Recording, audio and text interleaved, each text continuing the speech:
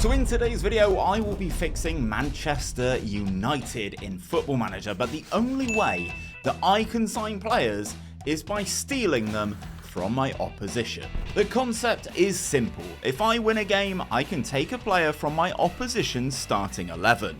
But if I lose a game, the player with the lowest match rating in my team will be making its way out of the door at Old Trafford.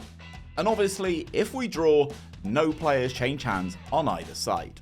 I'll be starting off with this updated Manchester United squad to take into the first game of the season, the Community Shield against Manchester City. And that is a team full of players that I would love to add to this Manchester United team. However, in this game, 𝘼𝙗𝙤𝙪 decided to get himself sent off in the first 10 minutes of the game, leading on to us losing 3-0, meaning that our first player will be departing Manchester United. But when you look at the player ratings, we have 4 players on a 6.3, so I'll be sending Casemiro off to join Pep at the Etihad. In the Premier League, we have some winnable fixtures this month, so let's see if we can get things back on track and start adding some players to this United team because they desperately need it. Our first league game of the season was at home to Chelsea, and thanks to goals from Diogo Dalot and Mason Mount, we secured our first win as United manager. That win saw us take our first player to add to the squad as Reece James joins the cause. Next on the list was Everton at Goodison Park, and thanks to a 93rd minute goal from Beto, we say goodbye to our second player as Rasmus Højlund moves to Merseyside after a 6.2 match rating, leaving us with basically Joshua Zirkzee and Marcus Rashford as our only real forward options. To round off the month, we faced Brighton back at home and we got back onto the winning track, dominating the game and winning 2-0. And because of our lack of depth at striker, I'll be bringing back Danny Welbeck to Old Trafford for a second spell. The month of September started with the Europa League draw where we were handed a pretty easy task in Group H. But it will be in the latter stages of this competition where I really think we can start adding players to this squad. Results were all over the place for us in September, with the team showing a real lack of consistency, especially on the road. We had wins against Southampton and West Ham in the Premier League and against Feyenoord in the Europa League.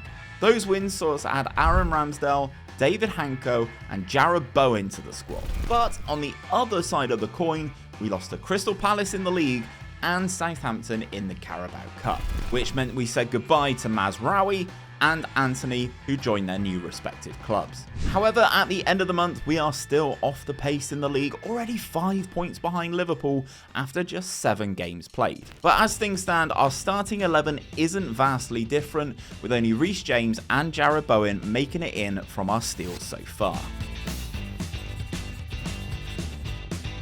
In October, this side really started to turn a corner. Maybe they got more used to the sort of system that I was trying to play with this team.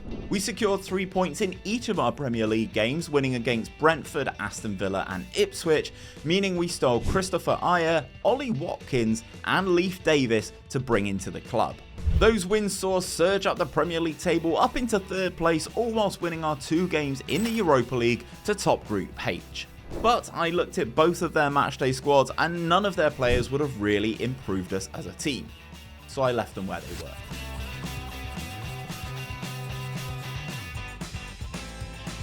First up in November, we had the visit of Ange Postecoglou and Spurs to Old Trafford, and we suffered a narrow 1-0 defeat, meaning we lost yet another player. And given the player ratings, after just 2 games at the club, we lose Ollie Watkins. This is one of the downsides of this challenge. After this result, we sprung back into action with 2 further wins in the Europa League, along with a win and a draw in the Premier League. The win came against Leicester City, so we secured the services of Wilfred Ndidi as another option in defensive midfield. We're looking a little bit different in 3 positions, but this United team is still to undergo a massive overhaul. However, next month we have key fixtures against some of the biggest teams in the league, so there is still potential for lots of things to change.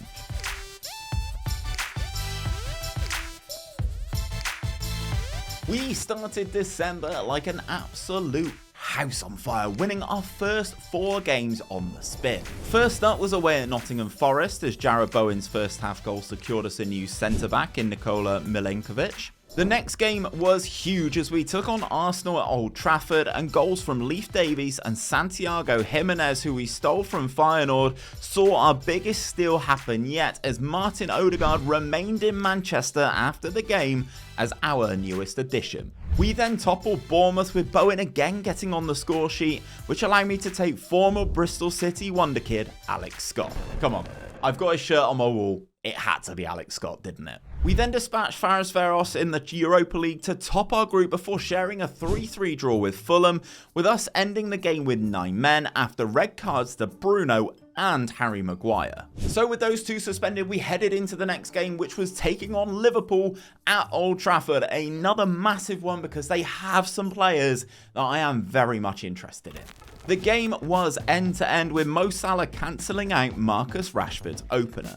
But then the Scandinavians took over for us as Martin Odegaard scored his first goal for the club before Christian Eriksen put the final nail in the coffin to secure a 3-1 win.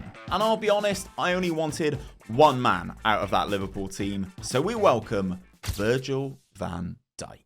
But then in the final game of the month, we had to take on Manchester City at the Etihad, and an own goal from 𝘼𝙗𝙤𝙪 𝙈𝙚 condemned him to being the latest man out of the door. So halfway through this challenge, this is how the team is looking, with new additions of Virgil van Dijk, Reece James and Martin Odegaard in the squad. Competitions wise, we're poised in the Premier League in 4th and yet to face a proper challenge in the Europa League. We started January with a comfortable win against Burton Albion in the FA Cup, but given where they are in the world of football, I decided not to steal a player from them. Next up in the Premier League was Chelsea, where Reece James opened the scoring against his former club, but Enzo Fernandez pulled the Blues level in the 85th minute. However, Garnacho scored the winner to see us steal a second player from Chelsea this season. Given some of the gaps that we have in defensive midfield, Moises Caicedo joins the fold. After that, we edged ourselves past Everton at Old Trafford to secure young centre-back Jarrad Branthwaite. Following that one, we smashed Brentford in the 4th round of the FA Cup, with Marcus Rashford and Bruno Fernandes both bagging braces. That saw us steal the man who did manage to get on the score sheet against us in Bryan Mbeumo, before completing the month off with a 0-0 draw away to Brighton. February started with a domination of Wolves at Old Trafford, as we restricted the visitors to just one shot off target in the whole game. There was only one man I wanted from the Wolves side, as 𝘼𝙗𝙤𝙪 𝙈𝙚 joins us after dropping a 5.9 rating against us. Hopefully that's not a sign of things to come with him. But then away from home, Southampton pulled off the impossible, beating us 2-1 at St Mary's. This meant that we lost our first player in over 2 months, as Santiago Jimenez's 6.2 match rating saw him leave the club, still leaving us a little bit light up front. We did manage to right things by beating Brentford 4-0, Crystal Palace 3-2, and then West Ham 2-0 to see us pick up Aaron Hickey, Mark Guehi and Mohamed Kudus respectively. February also saw us progress in the 5th round of the FA Cup past Newcastle, but they didn't play the man I wanted in Alexander Isak, so I decided I wanted to take another former Bristol City man to join me in Old Trafford, as I signed Lloyd Kelly. The draw for the Europa League happened this month as well, and we were the penultimate tie out of the hat as we were drawn against Juventus. But those games will take place in March, so let's carry on. In the Prem, March was a little bit up and down for us. We started the month with a win against Aston Villa, which saw us pick up World Cup winning goalkeeper Emi Martinez to replace Onana in between the sticks. After that, we beat Ipswich 2-1 with goals from Mason Mount and Virgil van Dijk, but I feel really sorry for them looking at the table, so this time I opted to not take any players, despite me winning. Next, we had a table-topping clash between ourselves and Spurs. Who'd have thought, looking at these teams this season? However, this one didn't go according to plan, as Spurs slapped us about, winning the game 4-2 with Brennan Johnson dominating proceedings. We had 2 players on a 6.3 rating, and I am not losing Virgil van Dijk, so Kristoffer Ajer joins his 3rd club of the season. And things are getting tight at the top of the table, as we are all level with Spurs after this result. Wrapping up the Premier League action for the month, we secured a dub with a 6-0 win against Leicester, but much like Ipswich earlier, I don't need any of their players to make us better. In the Europa League, we faced Italian giants Juventus over 2 legs and secured a 2-1 win in Turin with goals from Bowen and Rashford, but Bowen might have done himself out of a job as we signed 𝘼𝙗𝙤𝙪 𝙈𝙚 from the Turin Giants. We also secured the win against Juve at home, winning 2-0 on the night to pick up 𝘼𝙗𝙤𝙪 to bolster our defensive midfield options yet again. Now, whilst these two will be cup tied for the Europa League, they will be available for us in the Premier League and in the FA Cup.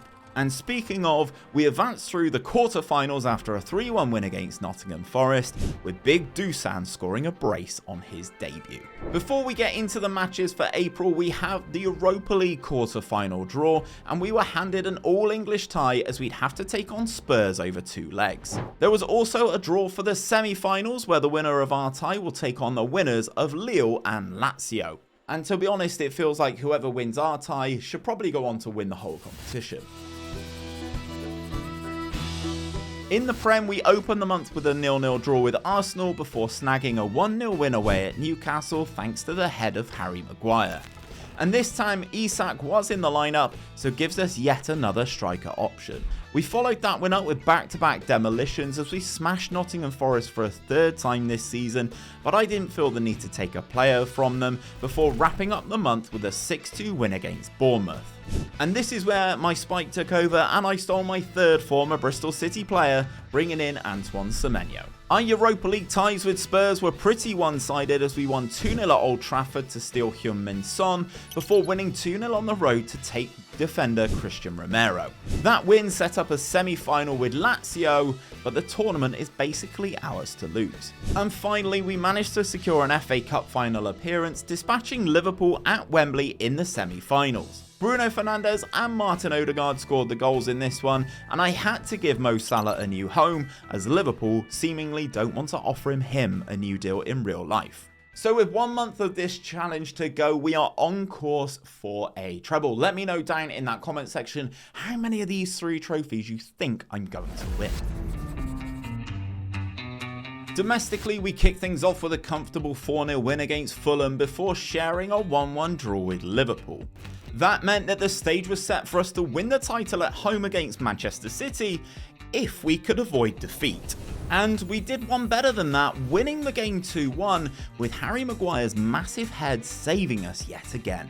So we finished the season at the top of the Premier League table, but the game didn't show me a trophy list. Cheers, SI. In the Europa League, we dominated Lazio in the first leg at Old Trafford, winning 8-1 before heavily rotating in the second to see us draw 0-0, but we'd already booked our place in the final later this month. Next up though was another final, the FA Cup final, where we seemingly took on our season-long rivals Spurs. Ange's men twice took the lead in this game, but we were able to rally and send the game into extra time. The extra 30 minutes couldn't separate the teams, so we went to penalties where the 2 Juventus boys, 𝘉𝙗𝙁 and 𝘼𝙗𝙤𝙪, missed our first 2 pens, with Spurs scoring all 4 of theirs. So I guess in this world, Ange did win a trophy in his 2nd season.